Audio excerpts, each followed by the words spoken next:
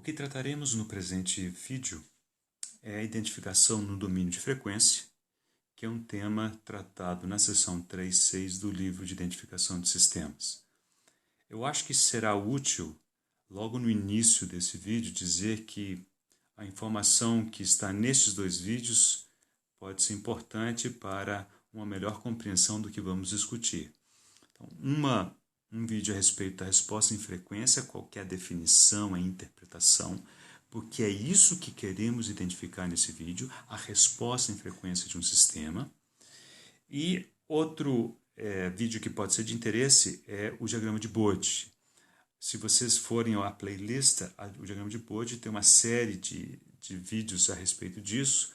Se vocês olharem pelo menos a parte 1, podem ter uma ideia de que tipo de procedimentos a gente utiliza para traçar o diagrama de Bode a partir de uma função de transferência. Aqui queremos obter o diagrama de Bode a partir de dados. Okay? Então vamos lembrar de alguns conceitos importantes. Temos essa primeira expressão aqui, que todo mundo reconhece como sendo a convolução entre dois sinais, dando um terceiro sinal. E pela própria nomenclatura, nós sugerimos que a saída y de um sistema pode ser obtido como a convolução entre a entrada que chega a esse sistema com a resposta ao impulso do sistema, desde que esse sistema seja linear e invariante no tempo. Muito bem, então esse é o ponto de partida, é a equação de convolução no domínio do tempo, mas como o próprio nome do vídeo diz, queremos fazer isso no domínio de frequência. A maneira de irmos para o domínio de frequência é pela transformada de Fourier. Se vocês observarem nos meus vídeos de transformada de Laplace e transformada Z, eu não chamo esses domínios de domínios de frequência, eu chamo de domínio de Laplace, domínio Z. Alguns autores se dão ao luxo de chamar o domínio de Laplace de domínio de frequência. Eu, pessoalmente, prefiro chamar de domínio de Laplace aquilo que a gente representa por S, domínio Z, aquilo que a gente representa por Z, e domínio de frequência, aquilo que a gente representa por ômega. E a maneira de irmos do domínio do tempo para o domínio de frequência é pela transformada de Fourier. Muito bem, então a transformada de Fourier de y de t representamos como y de j ômega, idem h maiúsculo de j ômega. Essa convolução transforma-se em um produto, u de j ômega. Okay?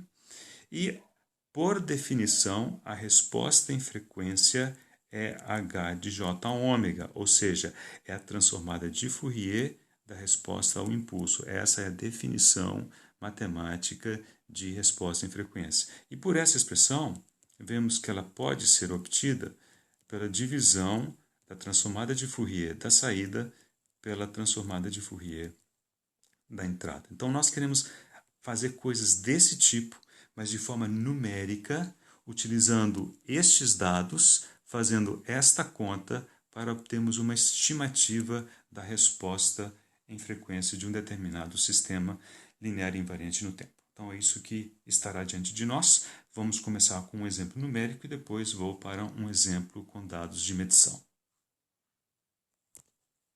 Neste exemplo numérico, eu sei que essa transparência está cheia, mas não apavora não. Vamos mastigá-la aos pouquinhos. Primeiro, trata-se de um exemplo 361 do livro, então vocês podem ver esse exemplo lá com alguns detalhes. Este script está disponível para vocês, então vocês poderão ver como que se faz isso em nível de código.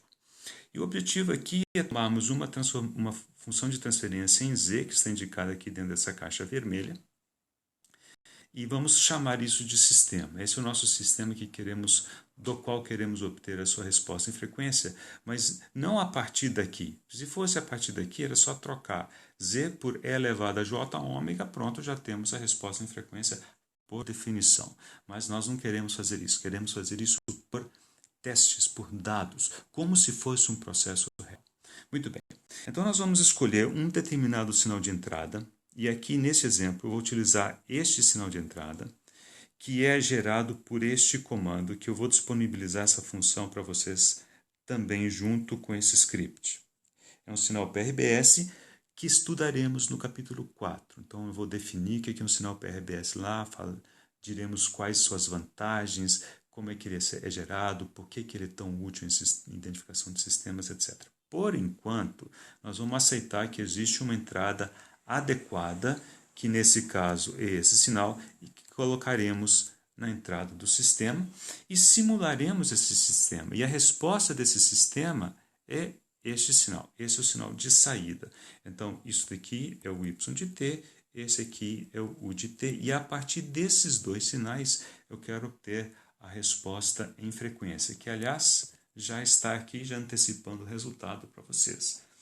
Muito bem? Então, vocês lembram que nós vimos na transparência anterior que a resposta em frequência é a divisão, é o quociente entre a transformada de Fourier do sinal de saída e a transformada de Fourier do sinal de entrada. Portanto, temos que começar fazendo as transformadas de Fourier. Para isso, usamos a função FFT do MATLAB, que é a transformada de Fourier rápida. Okay? Nessa primeira linha, calculamos a transformada de Fourier deste sinal, que é o sinal limpo com um certo tanto de ruído. Detalhes vocês podem ver no script. Calculamos utilizando a mesma função a transformada de Fourier da entrada e agora aqui fazemos a divisão, como visto na transparência anterior, da transformada de Fourier da saída pela transformada de Fourier da entrada. Agora, como essas variáveis, y maiúsculo e maiúsculo, são vetores, e nós precisamos tomar o quociente, a divisão, frequência a frequência, então utilizamos esse pontinho aqui, ponto barra, significa faremos a divisão elemento a elemento de y e de u. Então, observem como que aquela conta ficou super simples, né? Agora, caso vocês quiserem fazer isso na mão, então, para cada frequência, nesse vetor, você tem um número complexo, idem aqui, você tem que fazer a divisão de números complexos. A divisão de números complexos é a divisão dos módulos e a subtração das fases. Se você não está lembrado das operações, das quatro operações com números complexos, então recomendo que você assista este meu vídeo, números complexos 0.0. 0.0 significa o base do básico. Okay? Isso aqui está na playlist de sistemas lineares, análise de sistemas lineares, e ali eu te digo como que você faz a soma, o produto, o quociente, a divisão, a subtração de números complexos. Muito bem.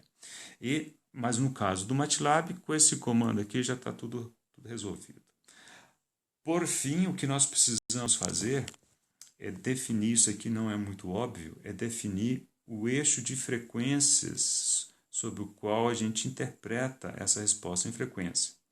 E a maneira com que nesse código é gerado é assim. É um vetor de 0 até a metade do comprimento do vetor y. Né? Esses vetores são dos mesmos tamanhos, tá? Y minúsculo, maiúsculo são do mesmo tamanho, que aliás, nesse exemplo é 128. Okay?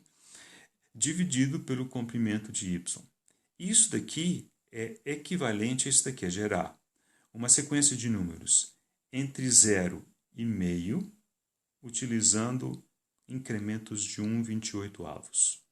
Observa que esse 0, o comprimento de y é 128, dividido por 2 é 64, e tudo isso daqui dividido por comprimento de y, que é 128. Okay? Então, é exatamente isso daqui. Deixa eu aproveitar, então, para fazer as seguintes observações de caráter prático. Esse número é meio. Na hora de representar isso em radiano por segundo, nós vamos multiplicar isso aqui por 2π. Isso aqui vai dar igual a π. Agora, se vocês lembrarem lá da época de transformada de Fourier discreto, vocês lembram-se que π é a maior frequência representável em um sinal discreto normalizado, de frequência normalizada. Então, é exatamente isso que estou fazendo. Estou indo de 0 até a máxima frequência permitida, que no caso aqui é meio, pensar em termos de hertz, ou π radianos por segundo. E o incremento ele é inversamente proporcional ao comprimento dos sinais.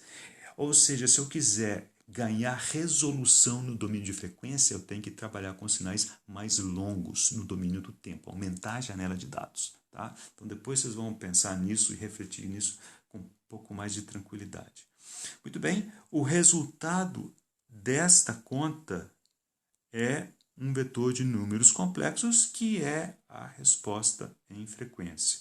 O módulo está aqui, a fase está aqui. E o que encontramos aqui é a resposta em frequência obtida. O pontilhado é obtido deste jeito, e o traço contínuo é o teórico obtido diretamente dessa função transcendência, que na prática, obviamente, eu não vou conhecer. Mas isso aqui é simplesmente para mostrar para vocês que até uma certa frequência o ajuste é muito bom, é muito convincente. Okay? Vocês poderão simular isso utilizando esse script, lembrando que esta função ela tem um elemento aleatório. Então, toda vez que você rodar esse script, esse sinal vai vir um pouco diferente, esse vai vir um pouco diferente, e a qualidade do ajuste aqui pode flutuar. Okay? Às vezes é melhor do que isso e às vezes é um pouquinho pior. Mas, de forma geral, é isso que vocês estão enxergando. Portanto, aqui está o procedimento declarado. Vocês veem que ele é relativamente simples. Existem alguns truques na prática e isso eu vou mencionar para vocês no próximo exemplo, que é um exemplo que trata de dados coletados experimentalmente. Este exemplo também está descrito no livro, é o exemplo 362, e trata daquele sistema de bombeamento de água que foi utilizado nesse vídeo, só que foi utilizado para modelagem pela física do processo. E aqui nós vamos utilizar o mesmo sistema para fazer um teste diferente para obtermos a sua resposta em frequência. Os scripts que vocês vão precisar para reproduzir isso estão aqui, também vou disponibilizar para vocês. Aqui vocês têm os dados que foram medidos e aqui o script que efetivamente faz todas as contas. Muito bem. Nos dados que foram medidos, o sinal de saída, que é o sinal de nível, está indicado aqui em azul. Esse é o sinal mais ruidoso. Antes de vocês falarem assim, mas que instrumentação maluca é essa, né? Com um nível de ruído muito alto. Muito bem. Lembre-se que isso aqui é a medida de pressão diferencial tomada na saída de um venturi. Então, boa parte dessas flutuações possivelmente seja em função de escoamento turbulento. Não tem nada a ver com ruído, vamos dizer assim, ruído aditivo de interferência eletromagnética de alta frequência. Pode até ter um pouco disso, mas isso aqui está com cara possivelmente de ser interferência ou ruído, flutuações de alta frequência devido à turbulência. O fato é o seguinte, não é esse fenômeno que eu quero medir. Eu quero medir essa tendência que vocês estão vendo aqui, que é a resposta basicamente ao impulso do sistema. Então, a primeira coisa que eu faço nesse script aqui, vocês poderão ver, vou submeter os sinais medidos, estão aqui em azul, vou submetê-lo a um filtro passa-baixo do tipo mais básico que vocês possam imaginar. É um média móvel de oitava ordem.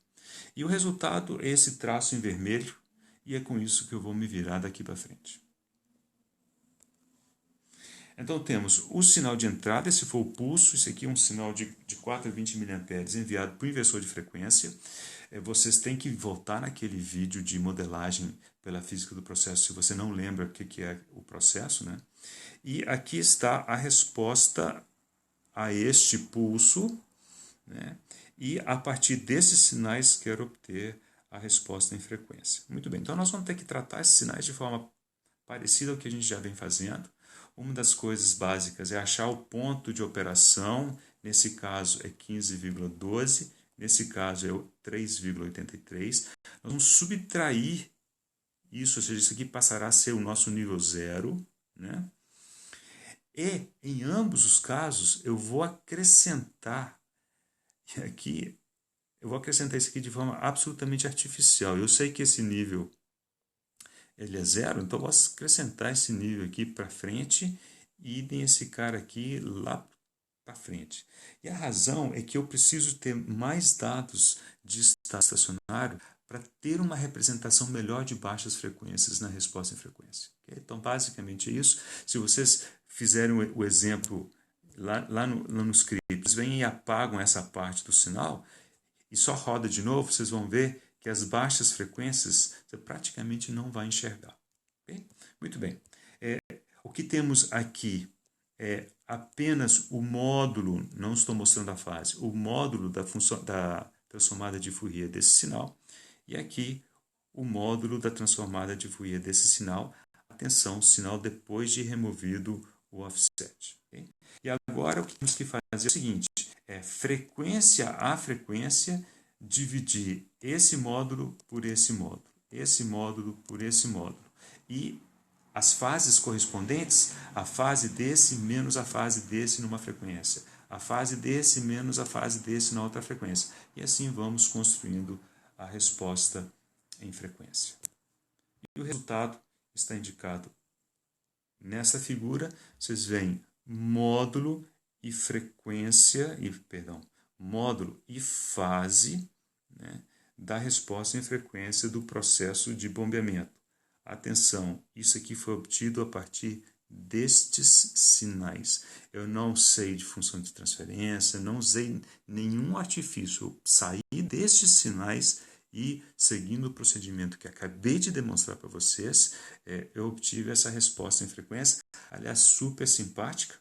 Isso aqui é um modelo que chamamos de não paramétrico,